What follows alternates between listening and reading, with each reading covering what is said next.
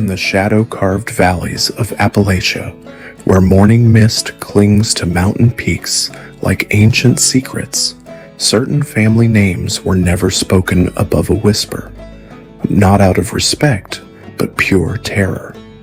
These weren't just backwoods clans struggling to survive in America's forgotten hollows. These were dynasties built on blood, fear, and violence so brutal that even today, local historians refuse to document their full stories. When federal marshals received orders to investigate these families, many simply resigned rather than venture into territories where the law meant nothing and bullets settled every dispute. Between 1860 and 1950, 9 families carved out criminal empires in the Appalachian wilderness, creating kingdoms of terror that operated beyond the reach of civilization. Their stories were deliberately buried, their crimes covered up, their victims forgotten. But the mountains remember everything, and today we're uncovering the blood-soaked legacies of families so dangerous that their very existence challenges everything we thought we knew about justice in America. Hit that subscribe button, because what you're about to discover isn't taught in any history class.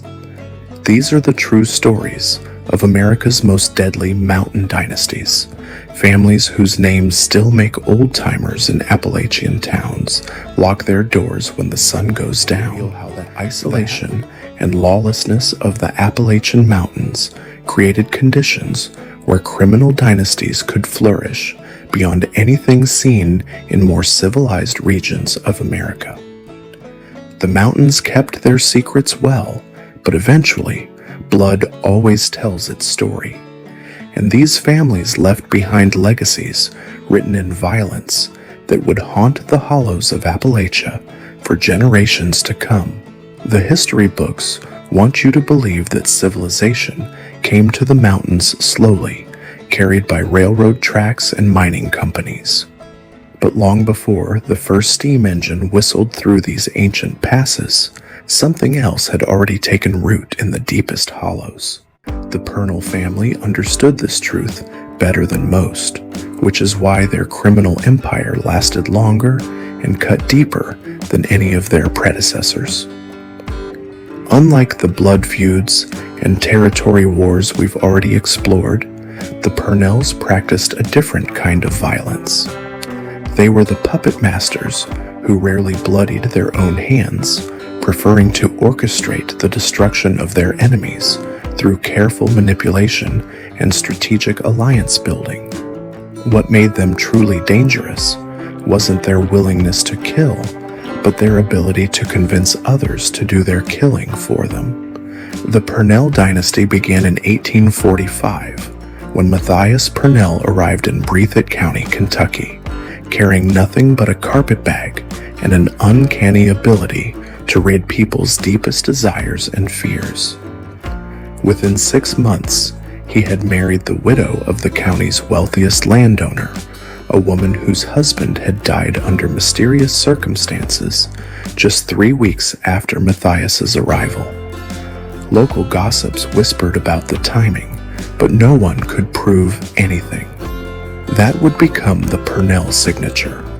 Events that seemed coincidental but followed patterns too convenient to be natural.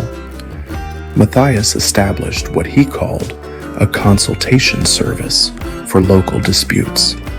Families facing land disagreements, business conflicts, or personal vendettas would seek his counsel, paying modest fees for his advice on how to resolve their problems.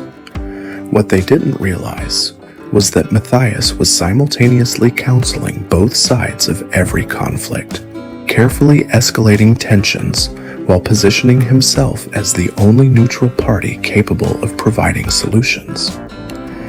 His method was devastatingly effective. He would study each family involved in a dispute, identifying their weaknesses, their allies, their sources of income, and their deepest fears. Then he would begin planting seeds of suspicion and paranoia through seemingly innocent conversations and carefully placed rumors. A casual mention that someone had been seen talking to their enemies. A suggestion that recent accidents might not have been accidental. A piece of gossip about financial difficulties that could motivate desperate actions. As conflicts escalated, Matthias would offer increasingly dramatic solutions.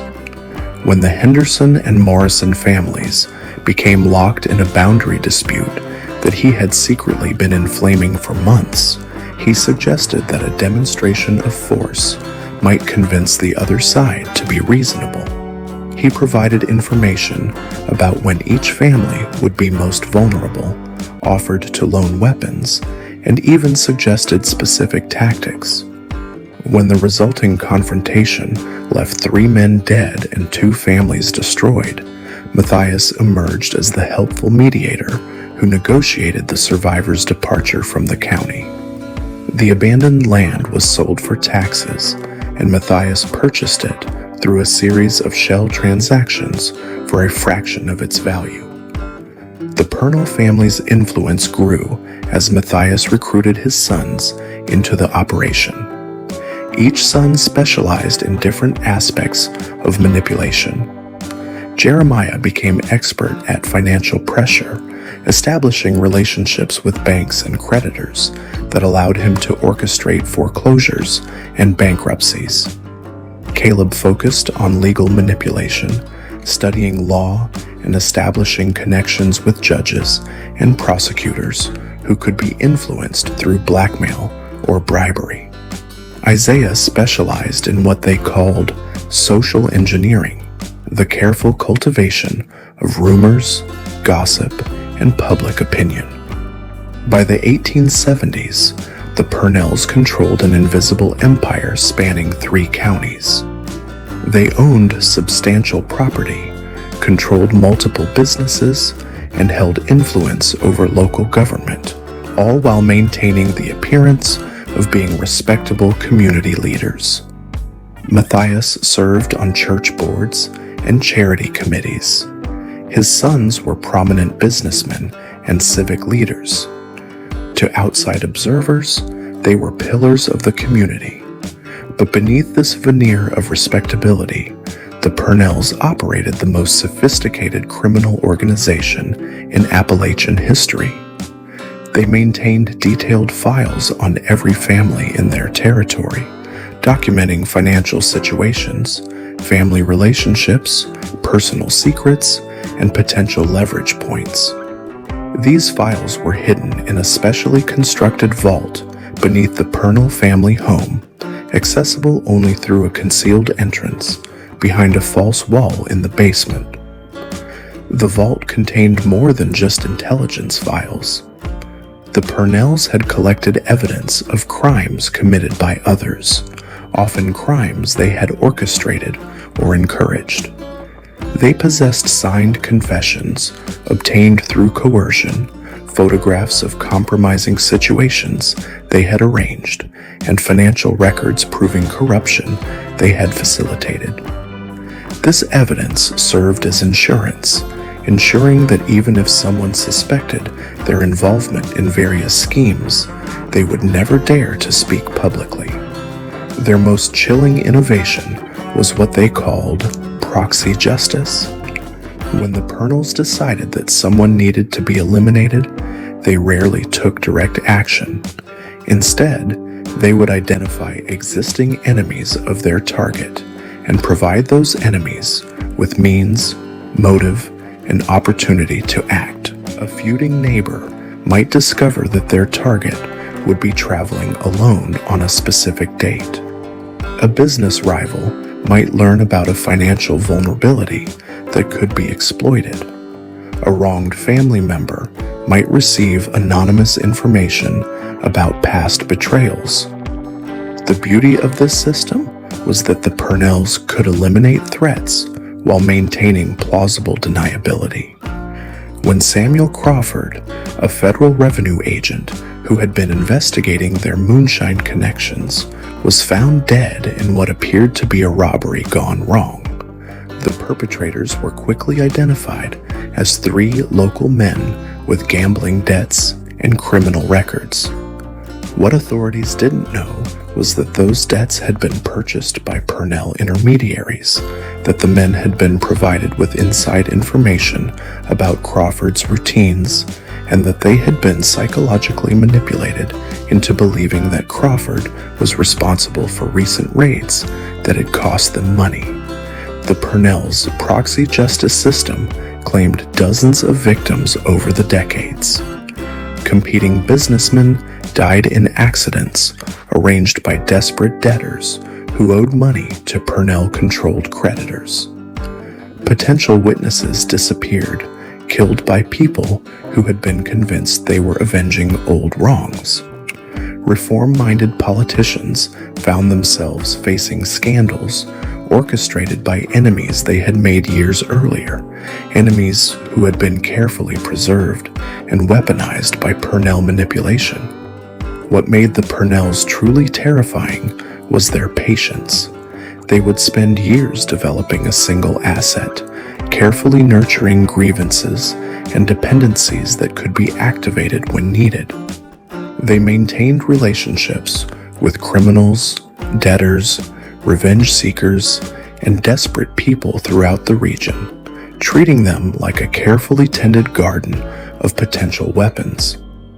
The family's downfall began in 1923 when they made the mistake of targeting the wrong person. Judge Harrison Mills had been investigating irregularities in land transfers and tax assessments that pointed toward a coordinated scheme of property manipulation. The Purnells identified a perfect proxy to eliminate him: Thomas Brennan, whose family had lost their farm through foreclosure proceedings overseen by Mills 5 years earlier. The Purnells provided Brennan with detailed information about Mills's routines, suggested a method of attack that would appear to be a robbery, and even arranged for him to acquire an untraceable weapon. The plan proceeded flawlessly until Brennan, consumed by guilt after the killing, attempted suicide and left behind a detailed confession that implicated the Purnells in not only Mills's death, but in a pattern of manipulation dating back decades. Federal investigators who arrived to investigate Mills's assassination discovered evidence of the most sophisticated criminal conspiracy in regional history. The vault beneath the Purnell home contained files documenting hundreds of manipulated conflicts, orchestrated crimes, and coerced actions. Financial records showed a network of shell companies, bribery schemes, and corruption that extended into multiple state governments. But even facing federal prosecution, the Purnells had one final manipulation to deploy. Caleb Purnell, the family's legal specialist, had spent years cultivating relationships with federal judges and prosecutors. When the case went to trial, key evidence mysteriously disappeared from secure storage. Witnesses died in apparent accidents or suddenly refused to testify. The prosecution's case gradually disintegrated due to procedural errors and legal technicalities that Caleb had carefully engineered from within the system. The Purnell family was never convicted of any crime. Official records show that the case was dismissed due to insufficient evidence and procedural irregularities. But their empire had been exposed, their methods revealed, and their network of assets compromised. They quietly dispersed from the region, selling their properties and businesses through the same shell companies they had used to acquire them. The legacy of the Purnells extends far beyond their years of active operation. Law enforcement agencies studying organized crime would later recognize their methods as precursors to sophisticated psychological manipulation and social engineering techniques used by modern criminal organizations. Their systematic approach to blackmail, their use of proxy actors, and their careful cultivation of assets became templates studied by both criminals and law enforcement professionals. 20th century, investigators noted patterns of conflict and violence that bore the hallmarks of outside manipulation. Families that had lived peacefully for generations would suddenly erupt into violent feuds. Business rivals would destroy each other through escalating conflicts that seemed to follow scripts. Political candidates would face perfectly timed scandals involving enemies from their distant past. Local historians who have studied these patterns refuse to speak publicly about their findings, but private conversations reveal their belief that Purnell techniques were passed down through networks of associates and apprentices. The family may have left the mountains, but their methods remained, practiced by successors who understood the power of invisible manipulation.